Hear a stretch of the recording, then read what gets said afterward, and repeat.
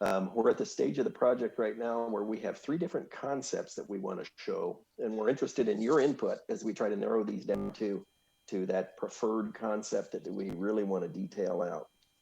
So the purpose of this open house is really twofold.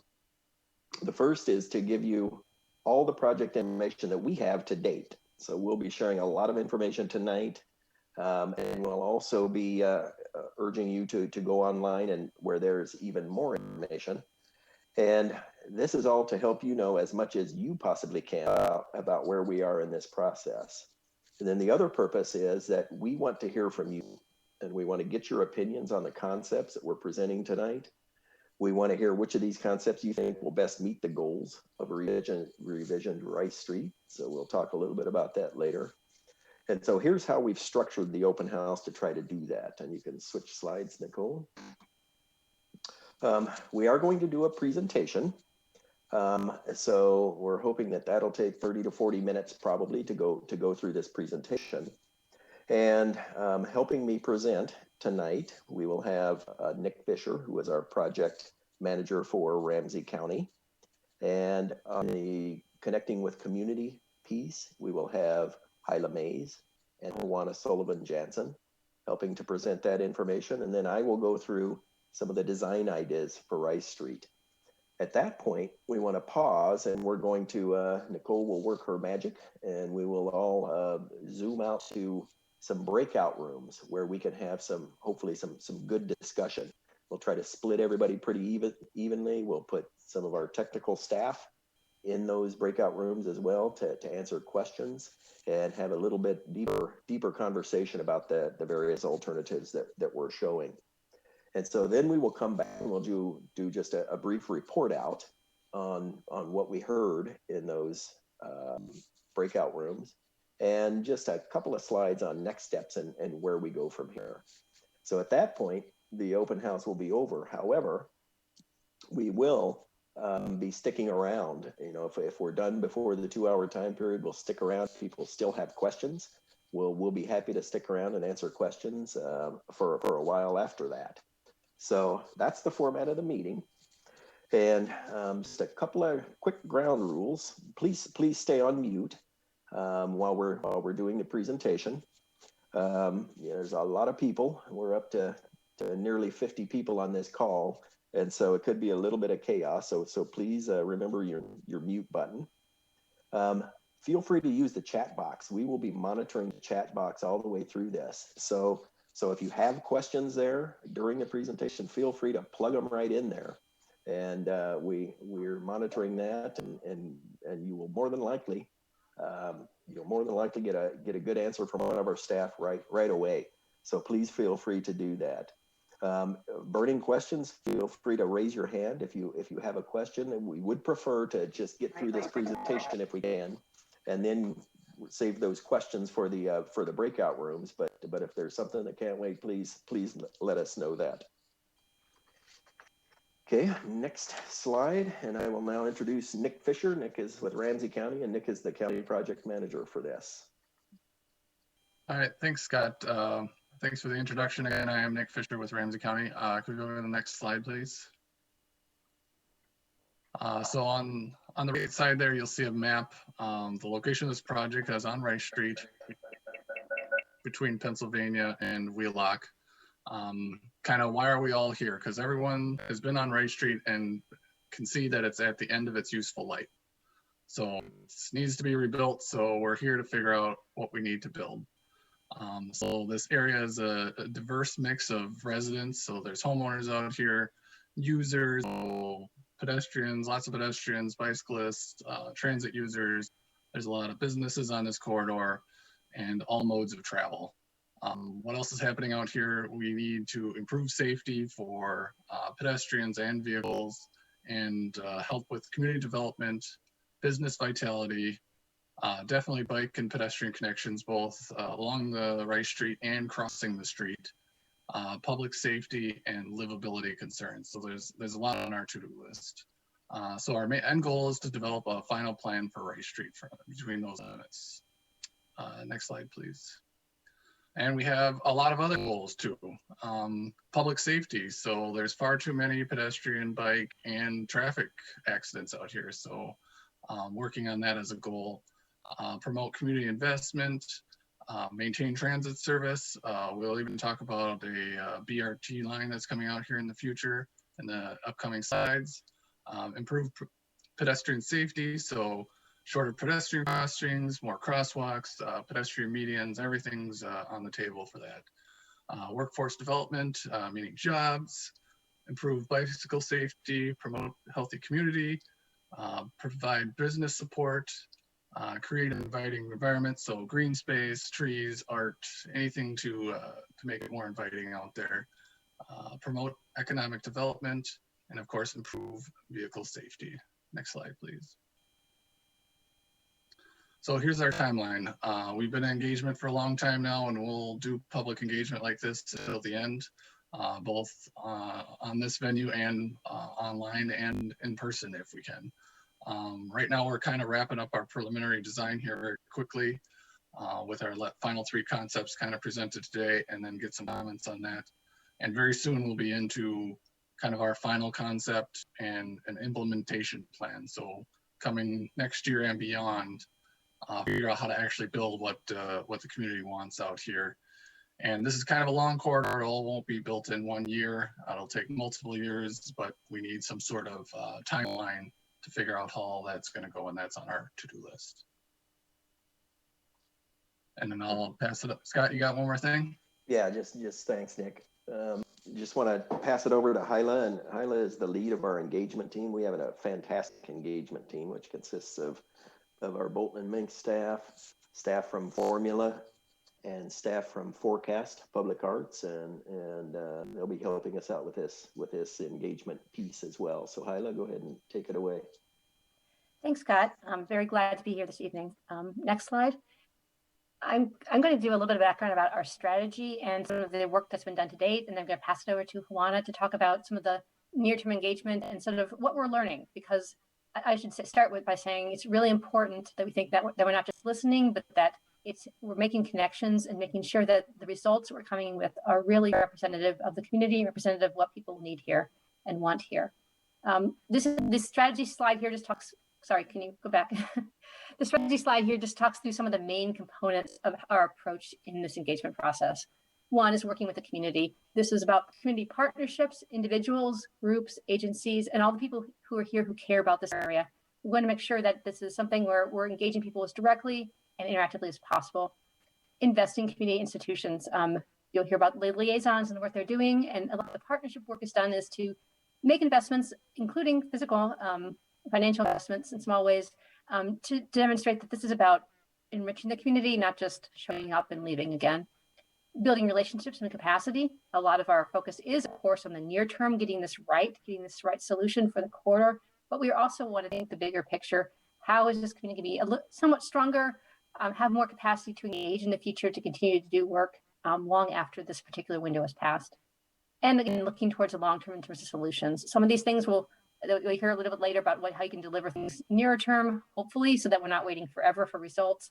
At the same time, the full build out of this corridor is going to take some time. And so we have to think about this in stages and what's the right sequencing. Next slide.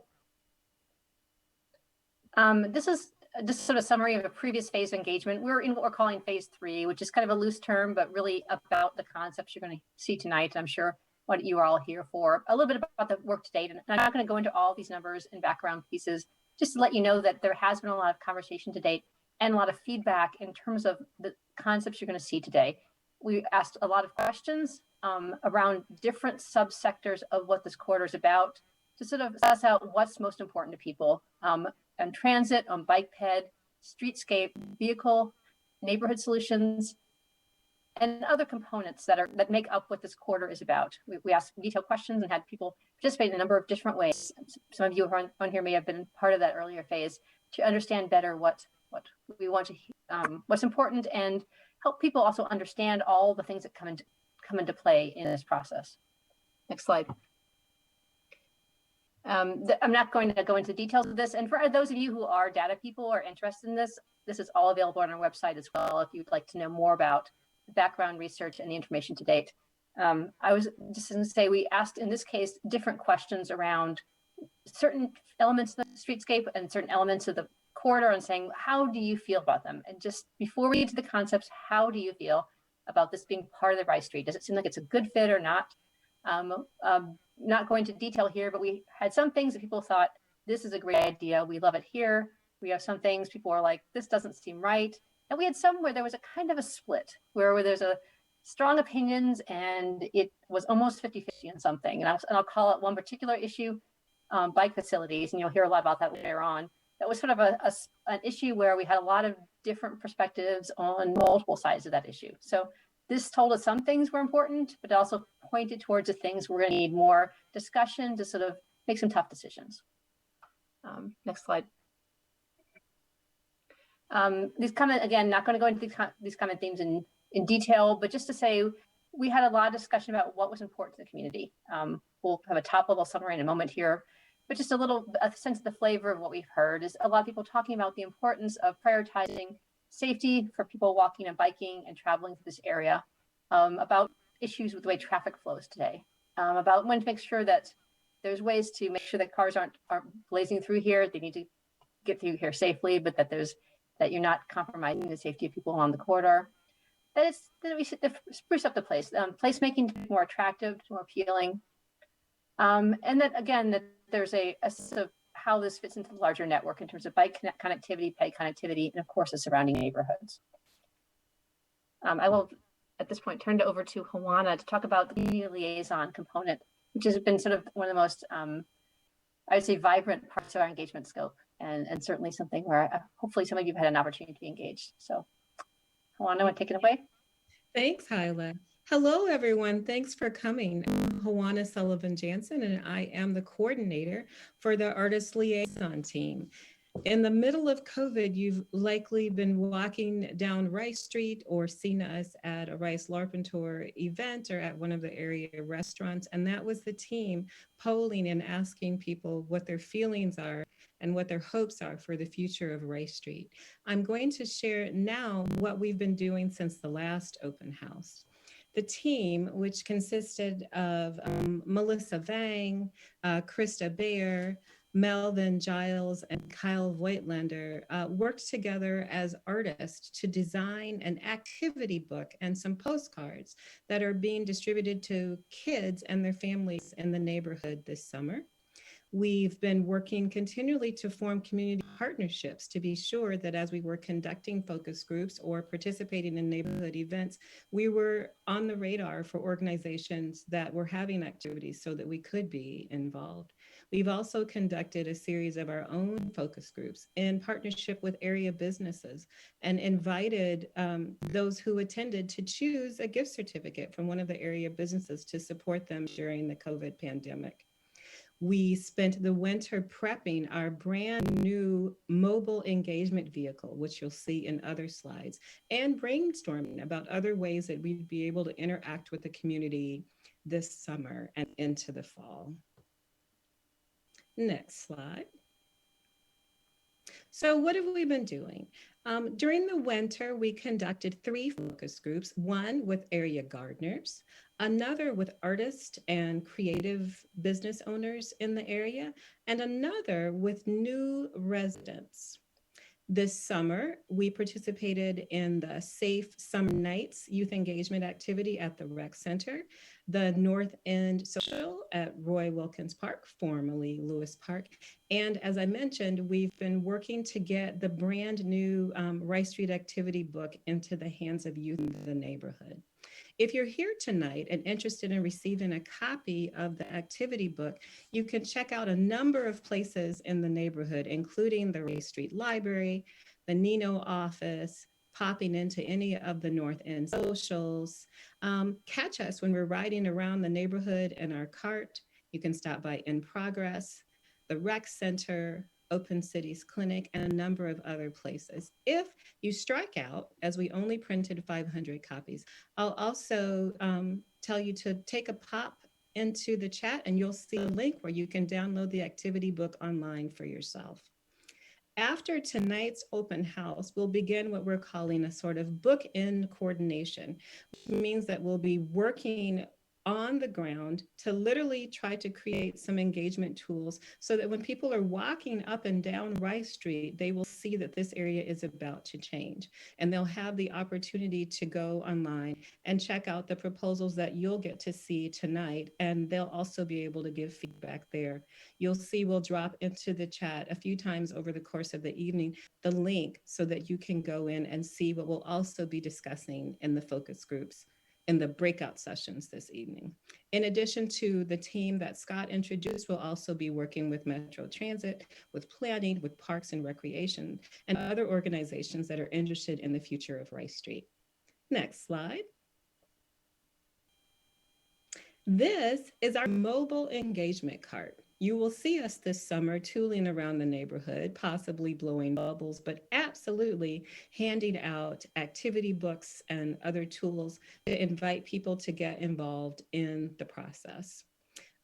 We will have segments available at Rice and Arlington, Rice and Maryland, Rice and Front/Lawson, and we will continue throughout the summer and into the fall ongoing work with agencies and partner organizations in the area.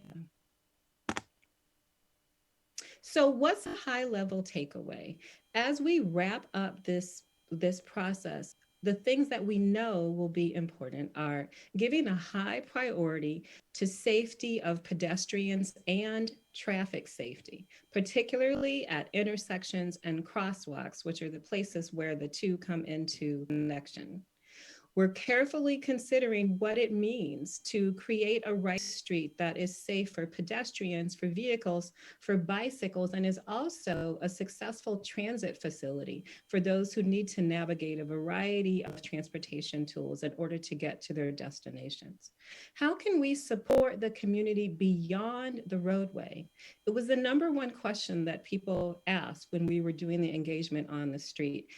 How can the changes in Rice Street help to stimulate economic development in the community, to help to make the businesses here more successful, to contribute to public safety beyond the physical safety of the avenue, and to make the community a more livable space? So it informed our project by inviting pedestrian and traffic safety improvements, bicycle and transit options and enhancements, and community support. Again, don't forget to take a look at all the tools and invite your friends and others that you know in the community to go online and participate in the efforts that they see.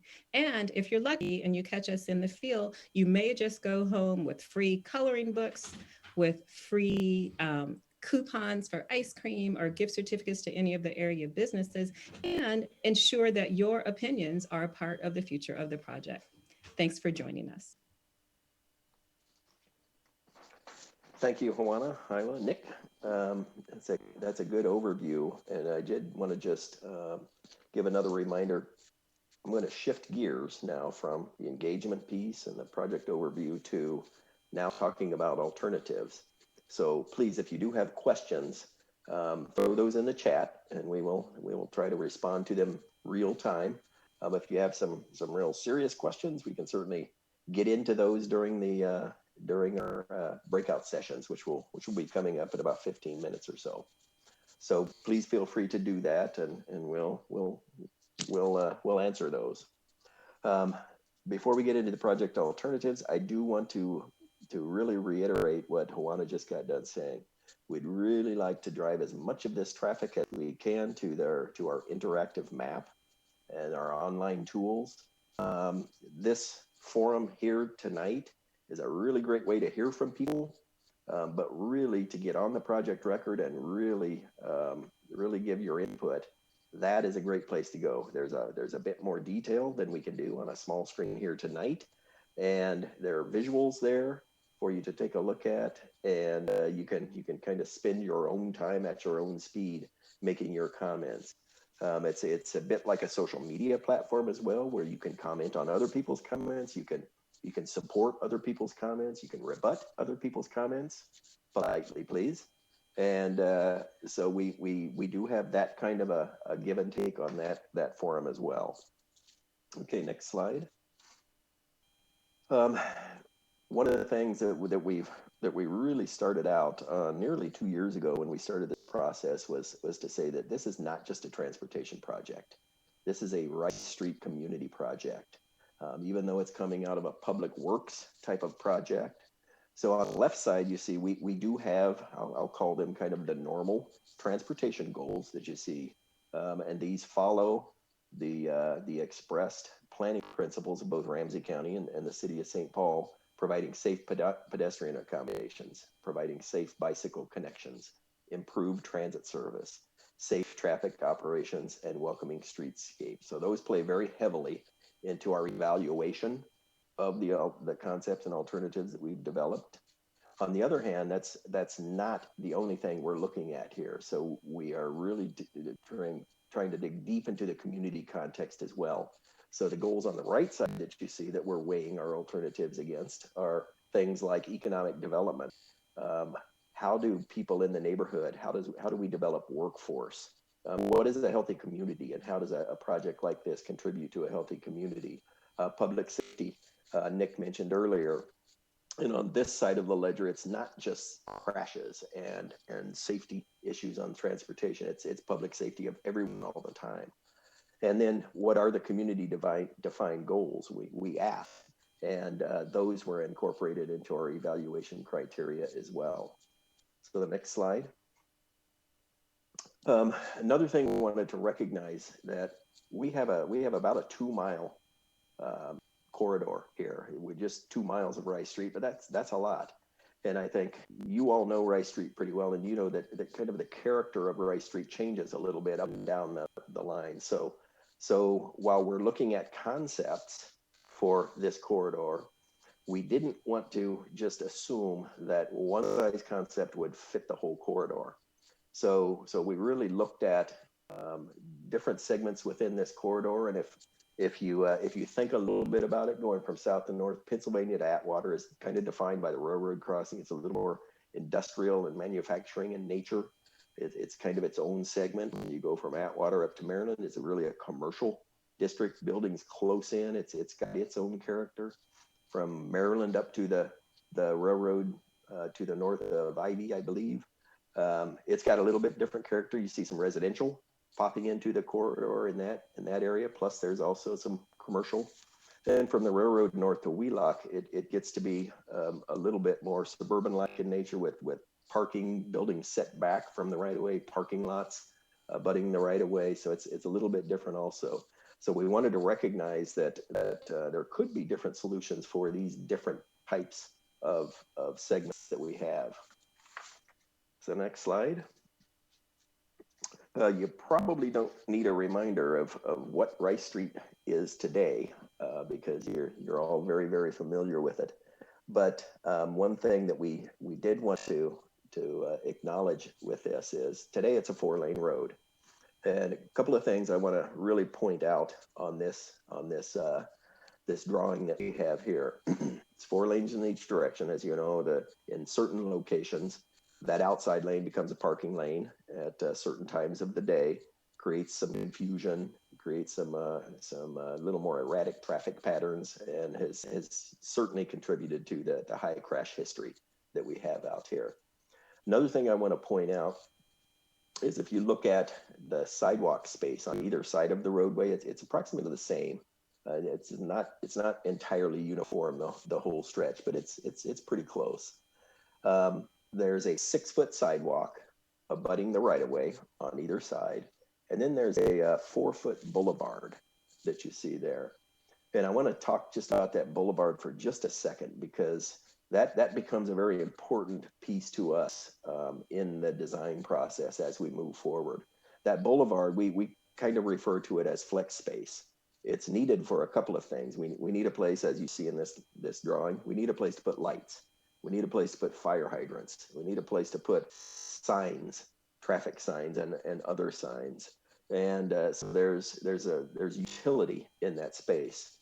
But we also want to acknowledge and want you to remember that as we think about that space, in the locations where there's not a sign or there's not a light pole or other kind of infrastructure feature within that space, that space can be used for something else. So it can become a 10-foot sidewalk. It can become a green rain feature. It can become green grass. It can become something else.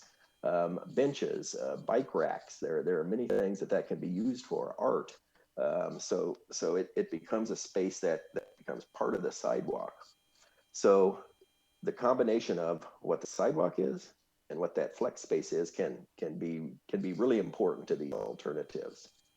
And then the last thing I'll say about this is one thing that our project team came to the realization of fairly early on when we looked at just the technical data, crash history for both vehicles, pedestrians, and bicycles, is this 4-lane roadway within this 66-foot right-of-way is really not an option here. So what you will see as we develop, as I show you these concepts, is we've gone away from the 4-lane segment, and all of the concepts that we have to show will have a 3-lane segment in them, and I'll explain that in a little bit more detail in a second. So move on to concept A. So just a little bit of history. If you were at the last open house or have been engaged with us over the last, call it 9 months or so, you'll know that we started out with about 7 alternatives. Not about 7 alternatives, exactly 7 alternatives, different concepts. And we vetted those publicly. And that was a lot of the data that you saw that Hyla showed. We asked about those concepts. We evaluated them against our evaluation criteria. And we are now down to these 3 concepts that you will be seeing right now. And as I mentioned, all of the concepts, if you look within the curb line, they're all the same. They're all a 3-lane roadway. In other words, 1 lane in each direction with a center turn lane that is available for left turners. So concept A that you're looking at here, the main theme of this concept is that it incorporates a 2-way separated bike lane within that 66-foot right-of-way. And I want to talk a little bit about kind of what that means and what that feels like. So you'll see on the left side there, if you start at the left right-of-way line, there's a 6-foot sidewalk. And then there's a small barrier. I believe that's a 1-foot barrier that you need to separate a sidewalk from a bike path. And then there's an 8-foot separated bike lane. And that leaves about 5 feet, which we consider to be the minimum that we need for that flex zone that I talked about earlier, that again can be flexible in its use, but absolutely needs to have light poles and traffic signs and various things like that, various infrastructure elements to it. So that's what happens on the west side. There's a 2-way 8-foot separated bike path on the west side. On the east side, about all that we have left room for is a 5-foot boulevard and a 6-foot sidewalk. And if you think back to what the existing is, we today have a 4-foot sidewalk and 4-foot flex zone and a 6-foot sidewalk. So we really haven't improved much on the right side, on that east side. We really haven't improved much on that pedestrian condition.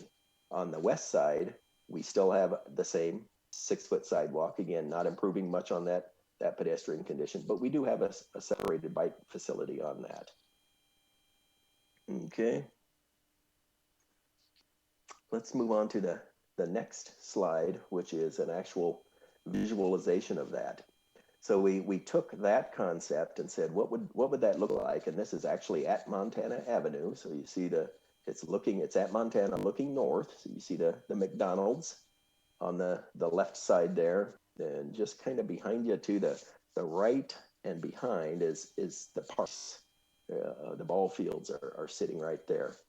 And so this is an example of what that would kind of look and feel like. And we do want to note that this is very preliminary. This is a very high level look, and it's not fully designed out. We're showing if you go from the left to right, we're showing the 6-foot sidewalk there. We have the 8-foot bike lane and the flex zone beyond that. And this is showing an example of the kind of detail we will be getting into later in the middle of the road. Without a street going to the west there, we could potentially put a median in for crossing. So that would provide for, the ball fields are here, the McDonald's is on the other side, that would provide for a two-stage crossing. You only need to look one direction at a time, and there's refuge in the middle to be able to make a safer crossing there. Again, that's just an example of what one of those might look like. And as we get into the preferred and start it down in a block, street by street, block by block analysis of all these, we'll work through some of those details. Next slide.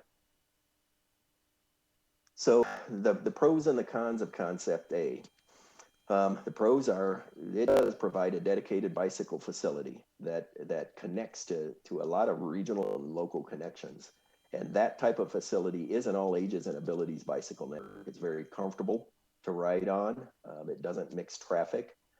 There's an increased buffer between that sidewalk and the vehicle lanes. So there's a lot of good to say about that. I see a comment about parking. I'll address that in a little bit. So thanks for that. On the con side, it's a real challenge fitting this in a 66-foot right of way. In fact, essentially what we had to do with every element from sidewalk to bike path to roadway is narrow everything down to the barest minimums that good practice will allow. And so it fits very, very tightly in there. We also want to acknowledge there are maintenance issues regarding snow storage. We're using every inch of that right away out there. And as we know, snow has to go somewhere. It's the least likely to accommodate parking. There would be parking available in a scenario like this. And again, I'll address that in a little bit. Essentially, the way parking is addressed in all of these concepts is we're showing the straight curb lines down. Parking would be cut into that flexible space, that flex zone. And I mentioned just absolute minimum bikeway widths because there's only so many feet within that 66-foot right of way, and we're unable to provide more width for either bikes or pedestrians or the vehicles. Bicycles, of course, are only on one side of the street. It's a two-way cycle track on one side of the street, so they would have to cross to get to the other side of the street.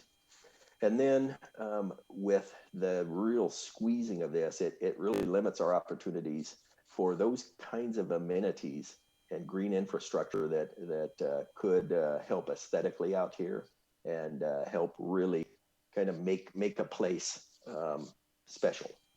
So those are the cons of a bike lane. In other words, it's really, really tight, if you didn't hear me say that 6 times. Next concept, and do keep the chat comments coming. We will address those as we move along. Okay, the second concept, concept B, instead of this is a bicycle alternative as well. Instead of a dedicated bicycle, two-way bicycle lane, we have a 12-foot shared use path. And shared use means pedestrians and bicycles are legally able to go on that path. It's safe and acceptable for both. So when you look at this concept, I won't spend much time in the road because as I mentioned, it's exactly the same. 11-foot through lanes, 10-foot two-way left turn lane, and 11-foot through lane. What we're able to do with this is we get wider on the east side. We show a 6-foot boulevard and a 12-foot shared use path.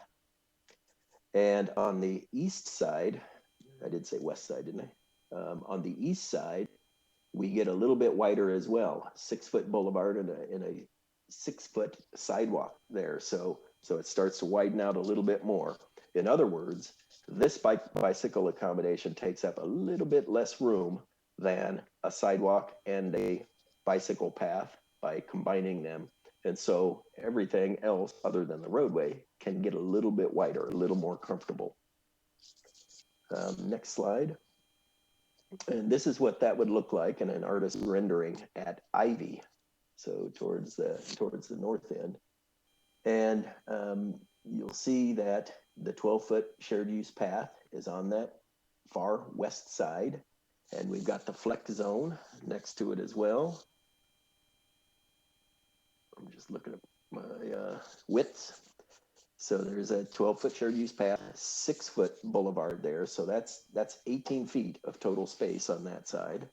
And on the east side, there's a 6-foot boulevard and a 6-foot sidewalk. So it's about 12 feet compared to today's 10 feet on the east side. And we simply showed an example of this is a residential area on one side. Just simply showed an example of you could put grass in a flex zone like that. Perhaps perhaps that would be desirable in a residential area. We'll make decisions like that later. But that flex zone is available for things like that. Next slide. So pros, this does accommodate bikes, but it doesn't take quite as much space as Concept A. It is more compatible with transit because it provides more room, and I'm going to talk about transit here in a little bit too. It provides more room for a potential arterial bus rapid transit line. So if you hear me say BRT, that's what I'm talking about, bus rapid transit. It is more compatible with that transit line. And it does increase the boulevard space for those kinds of amenities that I just talked about, potential green infrastructure, tables, benches, bike racks, things like that. It does increase that space to do things. On the con side, mixing pedestrian and bike traffic does create some potential issues in those shared space. Shared use paths are an acceptable way to do that, but it's not as good for the bicyclist as their own space. Okay, let's hit the next one. Concept C.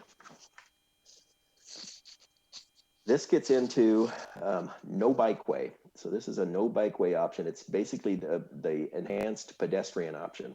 So rather than carving out space for a bikeway, what this does is take all of that space. Again, the roadway space is the same. It takes all of that space and allocates it to boulevard or flex space and sidewalk.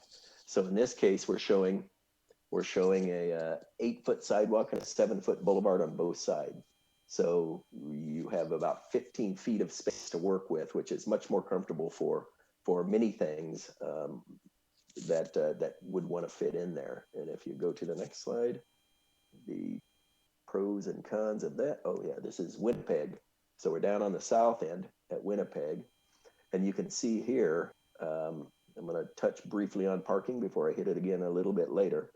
You can see here on the far west side, the left side of this, that's the same as the right side. You've got that 8-foot sidewalk and 7-foot flex space. So there's 15 feet there, very comfortable pedestrian environment.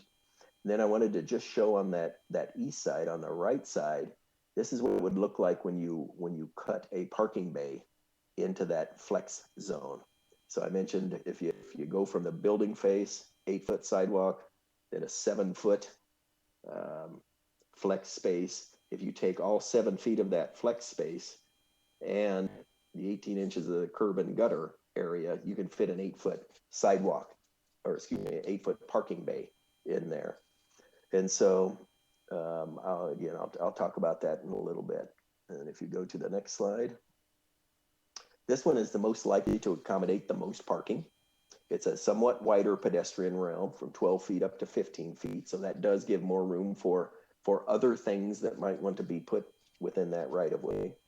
Con side is the obvious one. There is no dedicated bike facility, which has been identified as a project priority here. Okay, next. Wanted to just touch on the transit aspect, and I know we've got, I believe we've got Doug Cook from Metro Transit on the call as well. So welcome, Doug. Happy to have you here.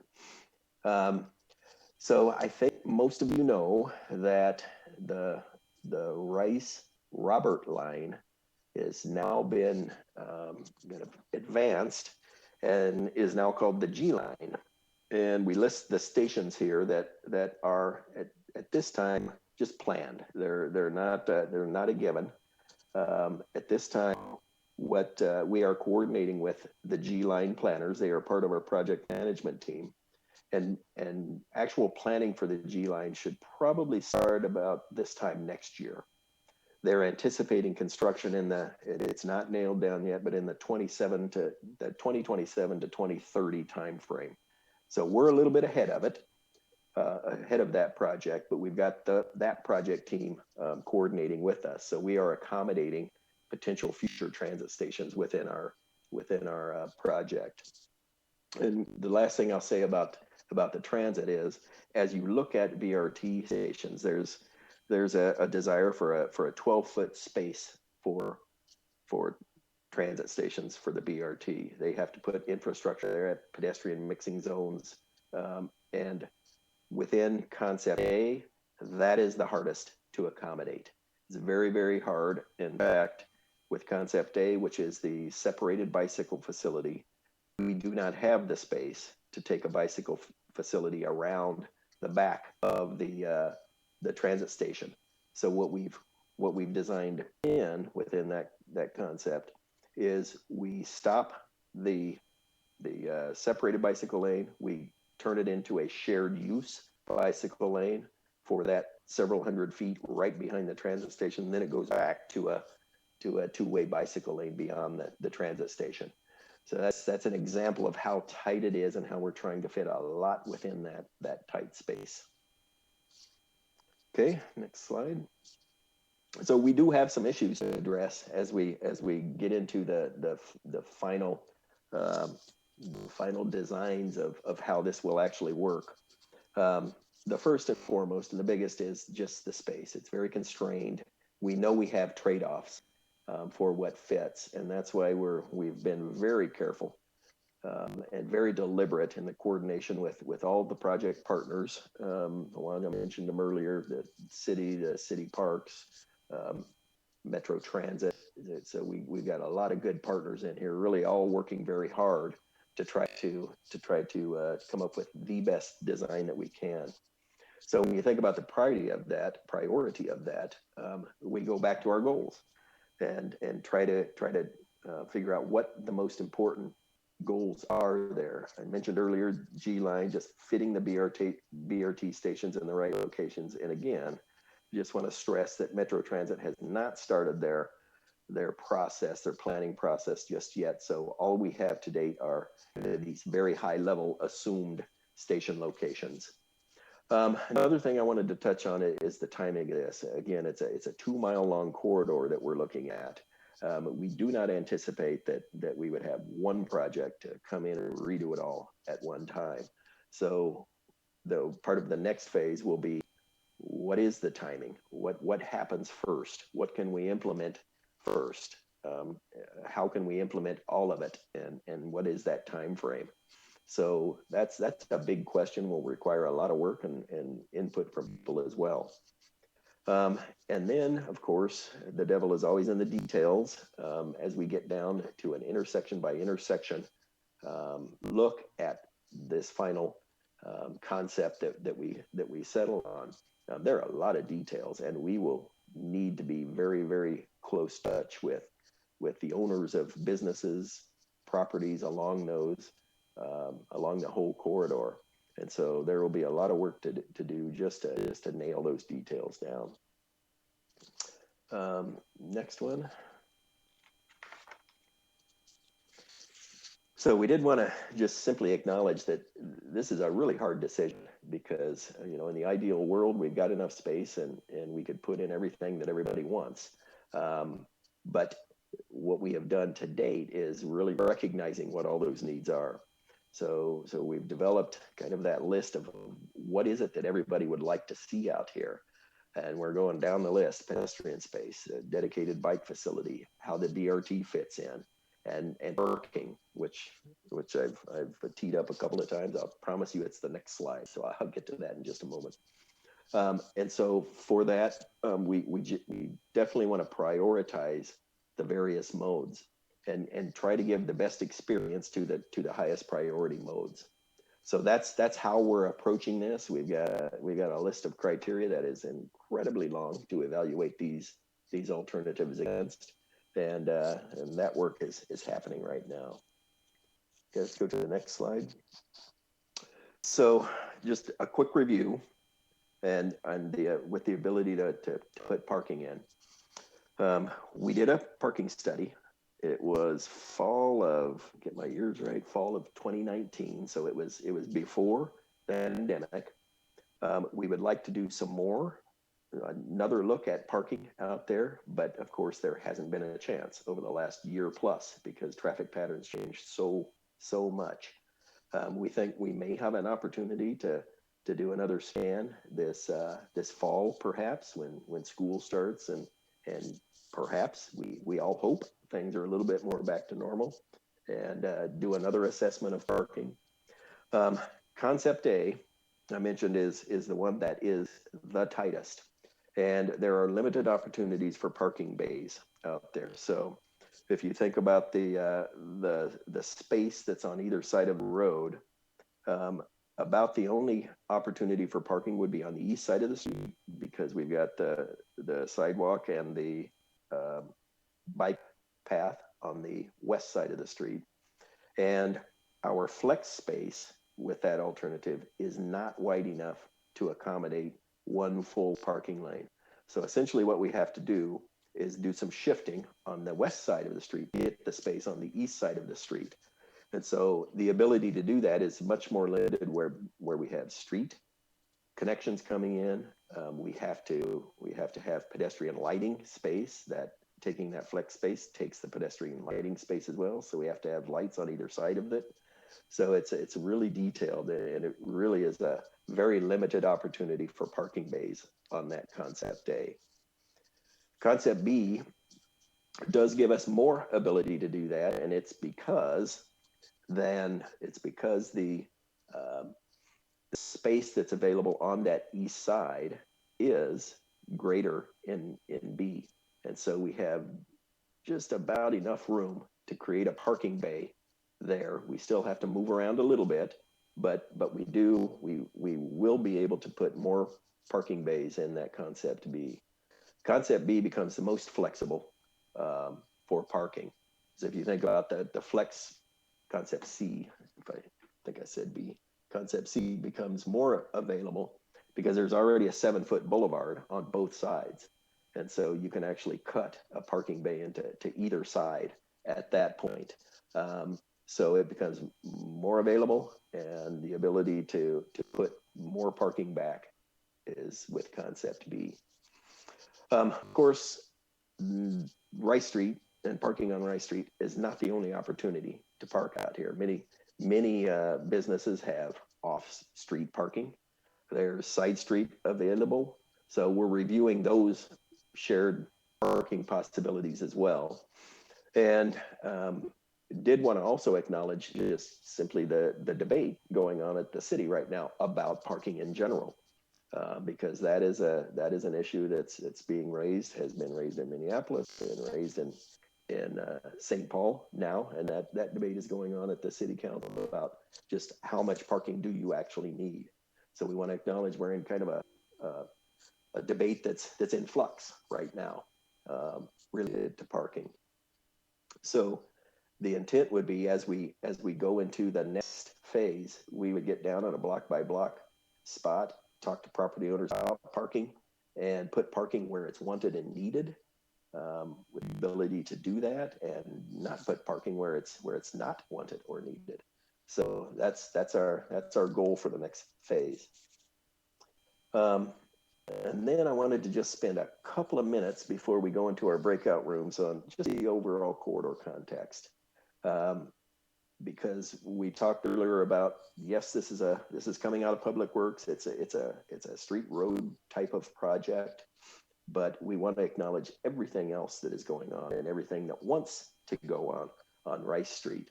So to supplement the technical piece of this, we are using a number of tools that we have to get at things like, how does this affect business and retail? What happens within the residential areas? we know there are a lot of areas here where children are present, and that is one of the big safety concerns that we have. Do they have safe routes to be able to traverse along Rice Street as well as cross Rice Street when they need to? The various destinations and nodes out here are real assets to this community. We want to make sure they're safe, accessible, and attractive beyond just the street and the pavement. And so our plan is we're going plan by plan or segment by segment through here, trying to determine how we do that on every block along this corridor. Next one.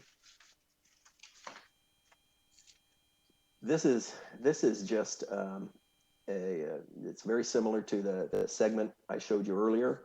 We're going through a very detailed and rigorous assessment of just the character within these so that we can inform all those other things. I'm seeing somebody saying the presenter is mute. Are people hearing me? Okay, good. So there may be something technical on somebody else's end. So what we're doing is we're assessing, again, within these various different areas with different character, what are the special needs that go beyond, again, just the street and the sidewalks? And who do we need to communicate with so that things that are outside of public works control, those things happen as well. And we've received some pretty enthusiastic response from other departments about that as well. And so next slide. So we are developing really a framework for livability within this. And we want to bring this implementation plan for this livability framework right along with the implementation plan for how Nick is going to develop these transportation projects over time. This is just as important as that. And so we want to make sure that we carry this through that process. It's given its due. And so we'll look at roadway and transportation improvements, of course, but beyond that, get into what is the urban design? What's happening with development and land use? How do we make this place a place that people are proud of? What's the public realm look like? Also, business support. We know jobs are an issue. So how do we create jobs in here? How do we help people? And then I mentioned earlier the public health. Bikes and walking, a great way to encourage public health. Links to parks, links to other links in the system as well for the regional system. Those are things that can be assets to this community. So with that, we're going to go to our breakout sessions now. And we really want to, I wasn't able to follow along with the chat, so I hope things are getting answered there, and things that haven't been answered yet, let's talk about in our breakout room. And Nicole will be assigning everybody a breakout room. And Nicole, do you have any last minute instructions for us?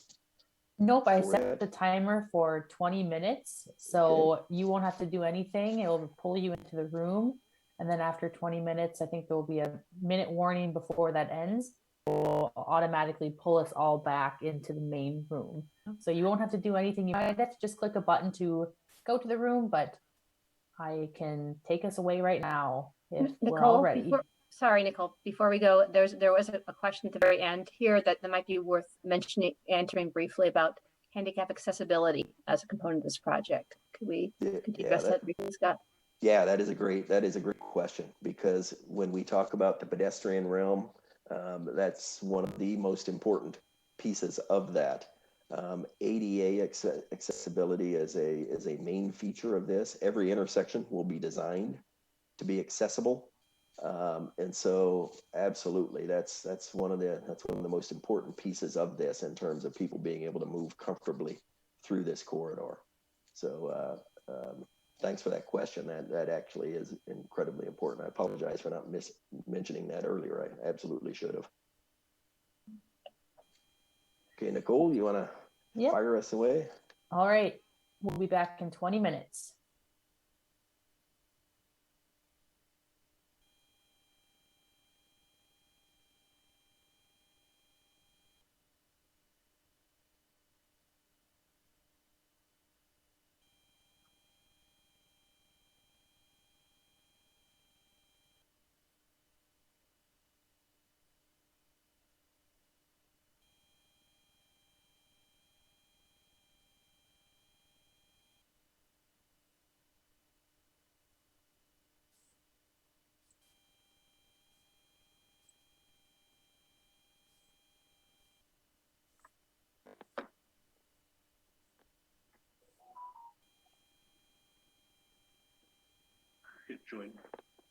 Now, this is when you gotta be careful what you say.